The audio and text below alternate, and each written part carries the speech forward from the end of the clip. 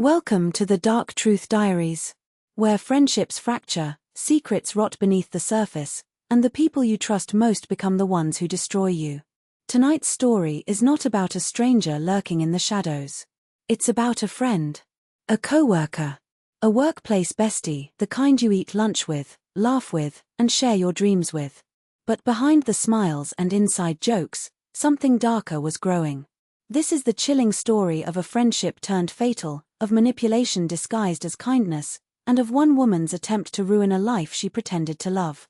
Tonight, we open the case of the workplace bestie who tried to ruin it all. Turn off the lights, settle in, and let's dive into the dark. The story begins when 31-year-old Danielle Hale got hired at the prestigious marketing firm Brightwave Media. She felt like her life was finally on track. The salary was good, the office was modern, and the team seemed friendly. But the friendliest of all was Marissa Lang, a sweet, energetic coworker who'd been at the company for 5 years. Marissa welcomed Danielle with open arms. She showed her where everything was, took her to lunch, helped her learn office systems, even introduced her to everyone as my new bestie. Danielle, still adjusting to a new environment, appreciated it.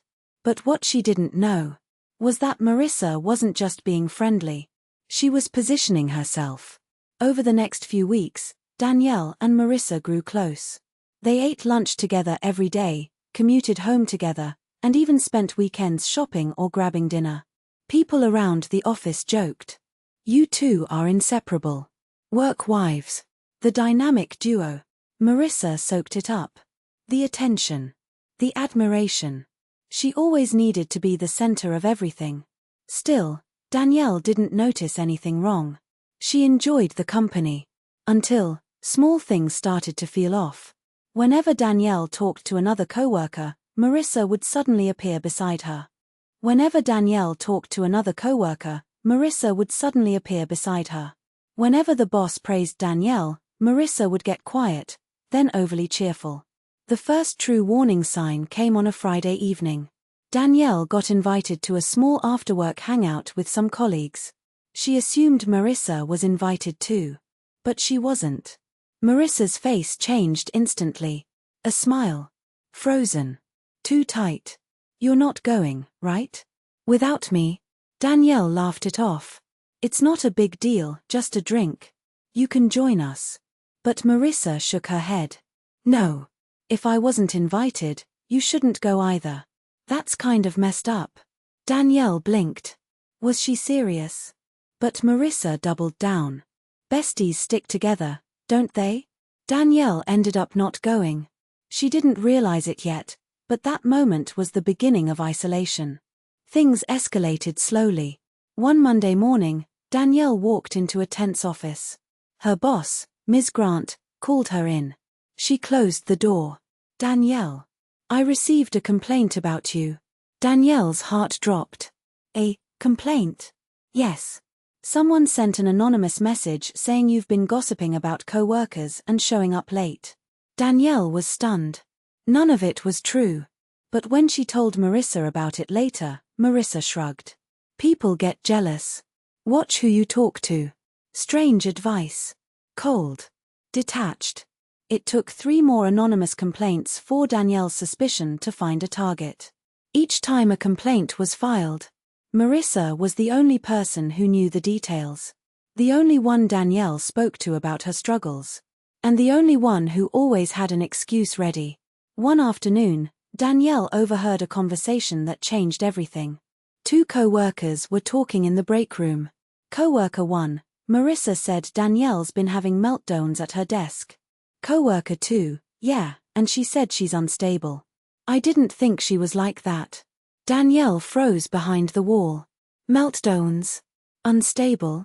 She confronted Marissa. "Why are you saying these things about me?" Marissa looked shocked, then offended. "What? I would never." "Who said that?" "They're lying." But Danielle wasn't convinced. The way Marissa immediately cried. The way she played the victim. It felt rehearsed. Still, Danielle tried to believe her. Because she didn't want to believe the alternative. That her workplace bestie was turning the entire office against her. A month later, Danielle was assigned to lead a major client campaign, the biggest one of her career. It was her opportunity to shine.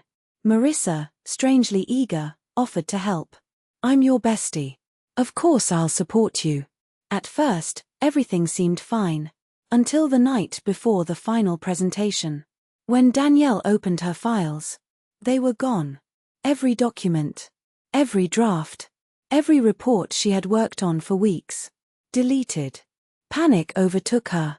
She spent hours trying to recover them. When she texted Marissa for help, Marissa replied instantly. "OMG what?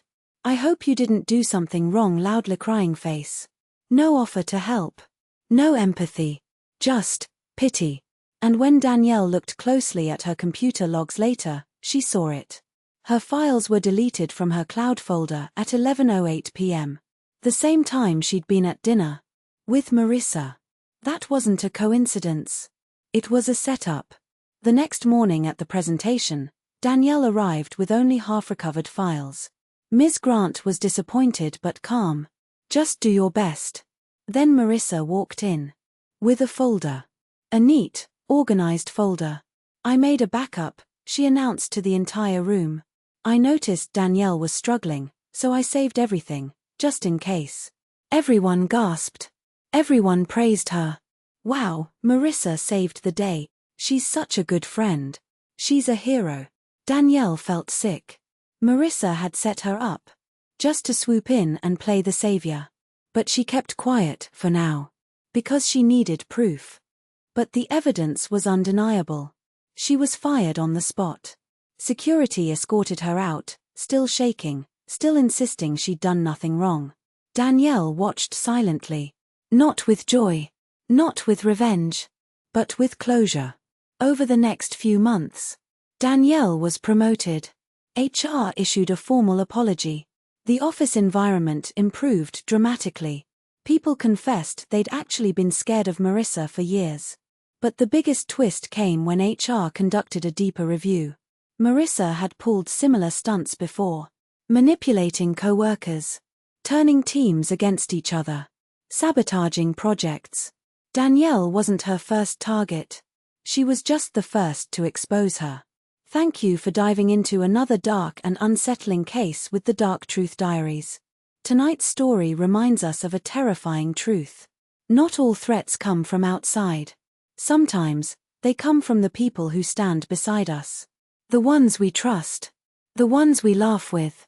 The ones we call friends. If you enjoyed this case, don't forget to like the video, subscribe, and hit the notification bell so you never miss another deep dive into betrayal, obsession, and the darkest corners of human behavior. Until next time, stay safe, stay aware, and remember, some friendships are more dangerous than enemies. Thank you.